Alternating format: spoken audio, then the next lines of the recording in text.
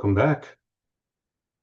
Now it's time for Le Plat Principal, or the main course. Go ahead and click Close Tour. We're going to deploy our Docker agent. So from here, we're going to select the three dots. And my lovely assistant Flo wanted to come play along. Unfortunately, Flo, there's no kitties in the kitchen. So the three dots next to our Docker agent policy, and we're going to add agent. From here, you just simply scroll down, make sure your Linux tar is selected, and click that copied button. Once that's done, you can either click on Docker or click the button. I like to push buttons.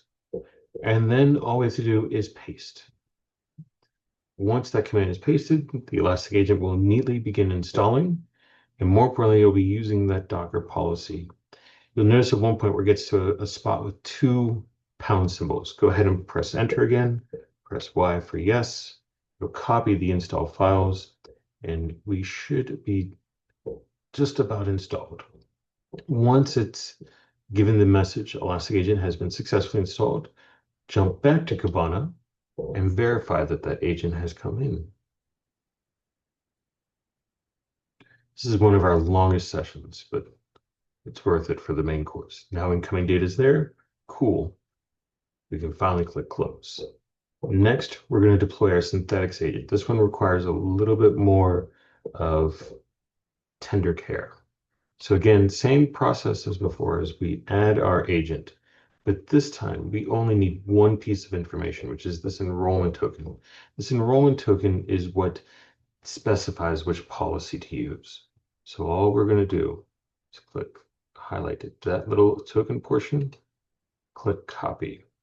Once that's copied, we'll go back to that same Docker agent again, but this time we're going to run this command. So go ahead and click that run snippet, and then we can paste that enrollment token. And what this does is it automatically applies the full command for you. Yes, I'm certain. That is correct.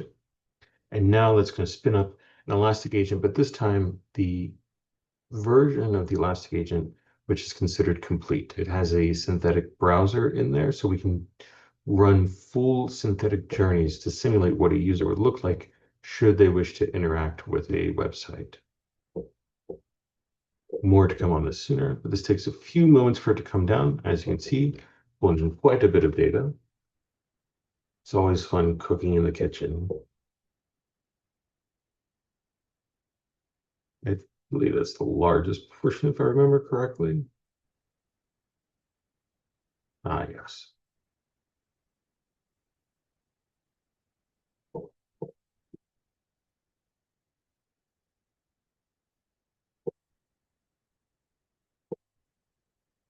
So when we're done, we will have deployed two Elastic Agents, one directly installed on a Linux-based host, and then another running as a container. This one running as a container, we didn't install the system integration. Why? Because we already had that running in our one that was directly installed. So we have downloaded the most recent version of the 8 series, which is 8.19.3. We can see everything that was done for us, and then we can click here by going back to Kibana. See that agent has been enrolled. We'll confirm some incoming data here in a moment. And then next,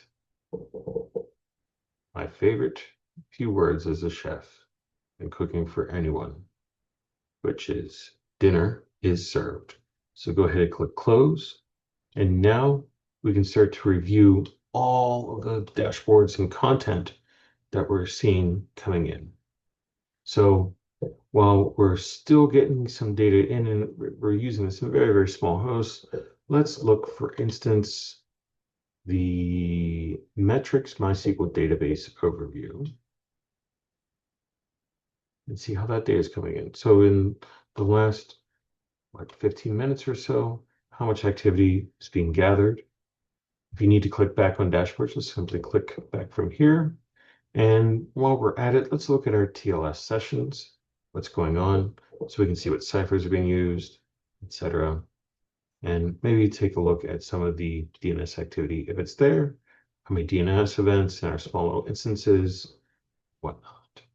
Finally, Let's also take a gander all the way back. And oh, what's this? That looks pretty interesting. We'll come back on that in a minute. And to all these dashboards with just a few simple clicks. Take a look at our Docker overview so we can see that it's our MySQL database that's running, as well as our Elastic Agent, Synthetics Agent. So I hope you're enjoying your dinner thus far, but there's so much more we have yet to do. Next, we're going to go over to OSquery. So go ahead and just copy that OSquery at the top, and we're going to OSquery management. From here, we're going to do a new live query. We're going to select all of our agents. If we had in more than one or specific platforms we want to query, we could do that. We'll just make it simple and just say all agents. We want to use this query, so simply copy it, but we're also going to need this advanced section. Paste that in. And within here, what we're going to want to do is we're going to want to map our field as it's defined within OSquery to an ECS field. So client.ip is going to be address, process name is going to be name, package path is going to be path, and finally client port is simply going to be port. From there, we will just simply hit submit. And what you should see in a matter of moments is bidirectional communication from your Elastic cluster to your Elastic agent with that OSquery manager integration, which is then querying OSquery directly on the host, running that query that we specified from here, and then returning the results. That those results have been stored in an Elastic index. You can use them for a wide range of purposes. Most notably, compliance folks love that type of ability. That's not all. There's a lot more with packs that are built in there as well. So if you notice on the top left-hand side, there's packs. Let's load our Elastic pre-built packs. And voila, here's some of the out-of-the-box instances. If you wanted to quickly play, see what vulnerability management is like, you could easily do so from there. But that's not all. Now we're going to go back to dashboards.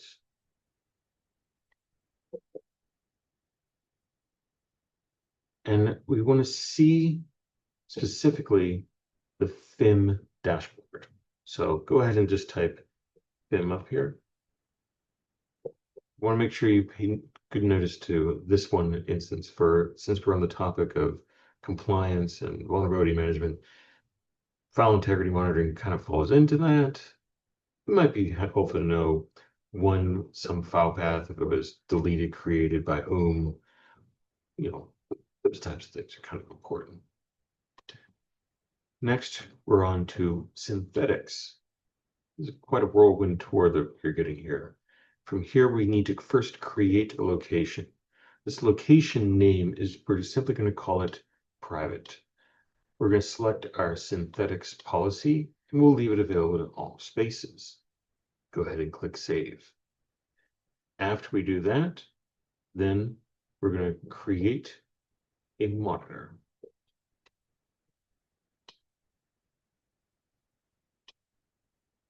From here, we're going to use the handy-dandy website URL of elastic.co from our private location and create the monitor. Once that monitor is created, you can now see what that journey is going to be like and so on. But let's create another monitor. This time we're going to do an HTTP ping. We're going to just do it to good old google.com and we'll call it google.com from our private location. And more importantly, let's click a run test. Once this test runs, it'll take a few moments. And what's going to happen is there's going to be one little command that's driven from your synthetics agent that's running in a container. That's then going to go out and look at google.com and make sure that it can reach it A-OK and understand some pieces of information about it. Now that we know that's good, it's up, it's completed, go ahead and click Create Monitor. So once that's done, we should see that there's 2 monitors created. Now that we have those, let's go ahead and click on TLS certificates. It might take a few moments for it to come up because these do run at a certain rate. So go ahead and run test manually, kind of force its hand. And voila, once it comes up, we can now see what the common name is, who it was issued by, when it's valid to, and how old it is, as well as its associated fingerprints. So there's a lot of goodness that can come from synthetics. Not to be outdone, let's go ahead and copy and paste that AI assistant for observability and search. And then down below, we're going to add our AI assistant, the preferred AI assistant type. You can choose whichever you like. I'm going to do observability and search, and we're going to put that in our other apps. Go ahead and click Save Changes. And then once you do, you now should see this AI assistant button there. We're finally going to go back to Discover. And within here, we now have our AI assistant button at the top. And while we don't have our knowledge base installed for this one instance, we are going to ask just a simple question of our data. Please provide a count of values of the destination region name field. And once we start doing that, our AI assistant will then look for those fields, see if it exists, and then query it. While it's a rather simple query, it offloads a lot of work should somebody come up and ask you to accomplish something. It allows you to focus on other tasks at hand and be that much more effective. This isn't the only experience that you'll get with our AI assistant. You'll see quite a bit of others as well. And like so, now we can see that our AI assistant has given us a count of our region names and provided us some very helpful information. So thank you for this assignment. I will see you in the next section.